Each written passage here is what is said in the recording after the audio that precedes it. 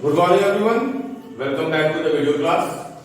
In this video class we are going to discuss fourth chapter of the civics, role of government in health. My dear students, as we are knowing, for purpose of the governance, we have chosen the government. And it is the responsibility of the government that it make various policies which can affect the livelihood of the citizens. Besides that, all the works of the developments are also being done by the government. But we can't be assured that work of the development can only be a parameter or can only be a aspect of work which government should do. Besides the developmental projects, besides the making of law, besides the various policies, it is also the responsibility of the government that it ensures the safety of the citizens. Why? Because there are many diseases which are chronic, some are communicable, some are non-communicable, which should be stopped. And as we are living in such a big populous country, India, whose population is approximately 130 billion, so it is a great responsibility of the government that it took various measures by which the citizens which are living within, they can be healthy. Health is a very important aspect.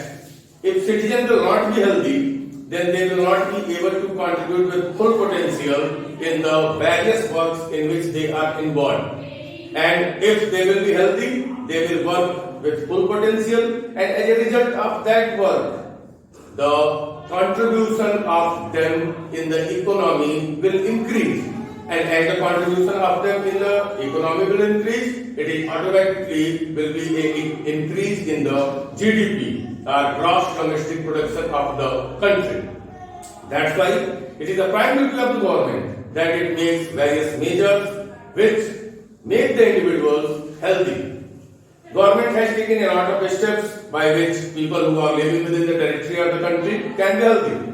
That is safety against the disease, vaccination program, clean drinking water, sanitation facilities, hygiene, etc. My dear students, to ensure the safety of the citizens, various more schemes except than these are managed by the government. Some are there to stop the spread of the disease. To spread the various disease, government has implemented the vaccination program. Vaccines are given to the individuals so that resistant or antibodies can be emerged, so that body can be able to fight against that specific disease. Secondly, there are various diseases which are cured by the pre-early treatment. Many times it happened that government has led a vast campaign to provide the cheap and affordable medicines to the individuals so that they can be cured during the early age only. Best example is the polio. Earlier time, polio was such a deadly disease which was causing in our country. But later on, by the vaccination programs which were led by the government, it is almost curable. In that polio vaccination, all the citizens whose age is 5 or below 5 years of the age, few drops of the polio vaccine were given to them. Recent example of this COVID-19 we can say. Nowadays, government has implemented the vaccine which are given to the individuals so that antibodies can be increased in their body, so that their body can be resistant to the fight with a specific disease. Besides that, there are many more works which are done by the government through the public healthcare centers. So what are the public healthcare centers? Public healthcare centers are the organizations which are operated by the government, that are PHC, primary healthcare, CHC, central healthcare, and at the district level there are the district hospitals. Besides these, there are many medical colleges, there are AIIMS, and many more facility hospitals in which even the common as well as the poor people of the country get approximately all the facilities related to the health at a very nominal cost.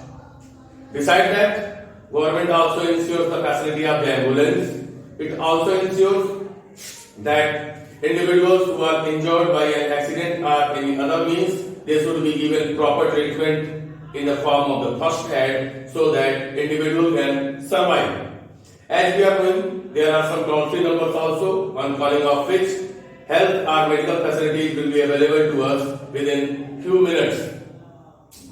Besides that, there are public healthcare sectors also. My dear students, except this public healthcare sector, there are private healthcare. Private healthcares are totally run by the private organizations, and their main motive is to earn the money. The diagnosis, the cost of the medicine, including treatment in these private hospitals are extremely high.